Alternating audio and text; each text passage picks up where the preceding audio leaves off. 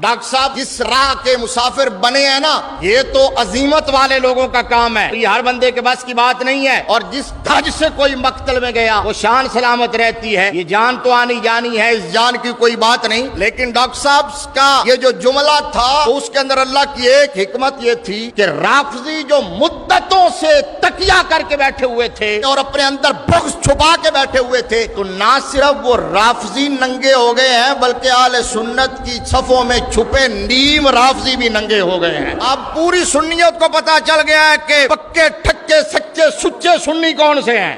اور اس وقت جن لوگوں کو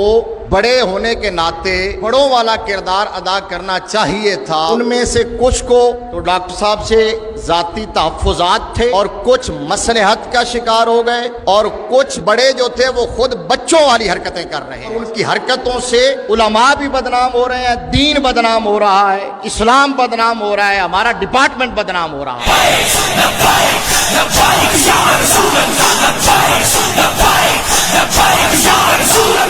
اس وقت اہل سنت پر حملہ کیا جا رہا ہے، عقائد اہل سنت پر حملہ کیا جا رہا ہے، اہل سنت کی تاریخ مسخ کی جا رہی ہے۔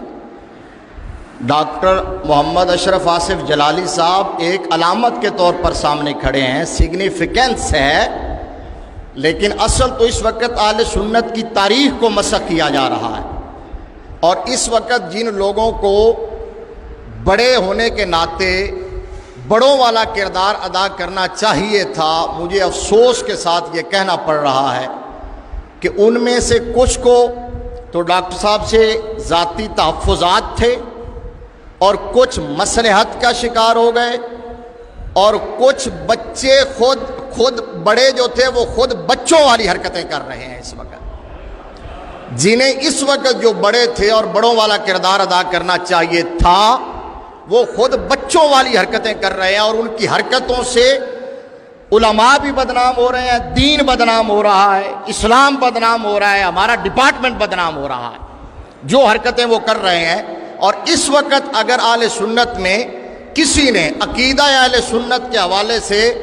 بڑے ہونے کا کردار ادا کیا ہے تو وہ قاری محمد زوار بہادر صاحب نے ادا کیا ہے۔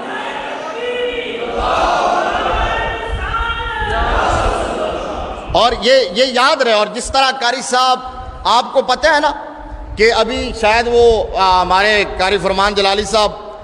پتہ نہیں کس طرف اشارہ کر رہے تھے، لیکن بہرحال ہمارا موقف تو اعتدال کے ساتھ ہمیشہ شروع سے ہے، اور کھل کر جب میدان میں ہم آئے ہیں اور قاری صاحب قبلہ کے ساتھ اور میاں صاحبان جو ہمارے سر کے تاج ہیں اور بہت بڑے خانوادے کے عظیم چشم و چراغ ہیں اور اپنے عظیم آباء و اجداد کی وراثت کے امین ہیں، ان کے ساتھ بھی میرا مسلسل اس پر پچھلے عرصے سے رابطہ رہتا ہے۔ تو قاری صاحب قبلہ نے جو اس وقت سٹینڈ لیا اور جس جرأت کے ساتھ اہل سنت کا مقدمہ لڑا ہے، آپ یوں سمجھ لیں کہ اس وقت اہل سنت و جماعت کے بڑے اگر ہیں تو قاری زوار بہادر صاحب ہیں۔ جو خاموش ہیں وہ نہیں۔ اب لوگ سمجھ بیٹھے تھے کہ شاید یہ بہت ہی کوئی یتیم قسم کے لوگ ہیں، ان کو کوئی بولنے والا نہیں ہے، کوئی پوچھنے والا نہیں ہے۔ میں بات یہ عرض کرنا چاہ رہا تھا کہ ہم کھل کے میدان میں اس وقت آئے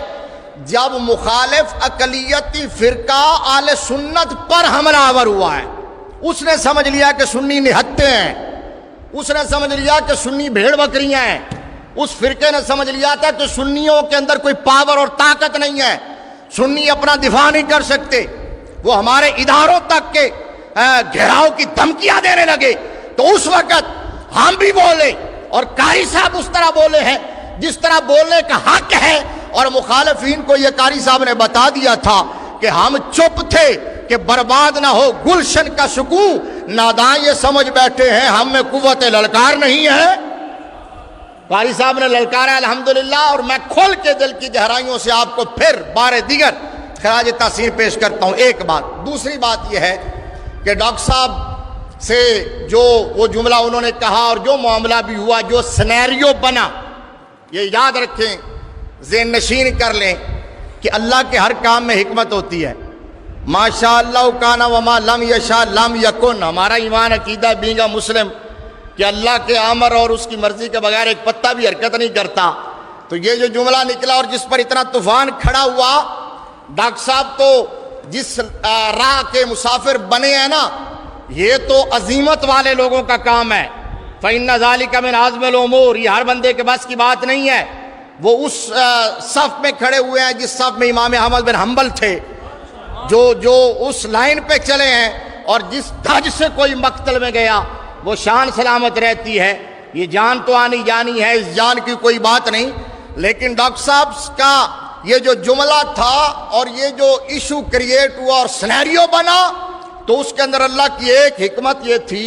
کہ رافضی جو مدتوں سے تکیہ کر کے بیٹھے ہوئے تھے، جو اصحاب رسول کے حوالے سے، امہات المومنین کے حوالے سے، بنات رسول کے حوالے سے، خلافت راشدہ کے حوالے سے وہ تکیہ کر کے اور اپنے اندر بغض چھپا کے بیٹھے ہوئے تھے، جب ڈاکٹر صاحب کا یہ مسئلہ سامنے آیا تو نہ صرف وہ رافضی ننگے ہو گئے ہیں، بلکہ اہل سنت کی صفوں میں چھپے نیم رافضی بھی ننگے ہو گئے ہیں۔ اب پتہ چل گیا ہے، اب پوری سنیت کو پتہ چل گیا ہے کہ پکے ٹھکے سچے سچے سنی کون سے ہیں، کون سے سنی ہیں۔ دو باتیں ہوں گی، اور تیسری بات میں یہ عرض کرنا چاہتا ہوں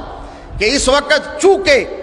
مسئلہ عقیدہ اہل سنت کا ہے، یہاں تمام ذمہ دار موجود ہیں، علماء موجود ہیں،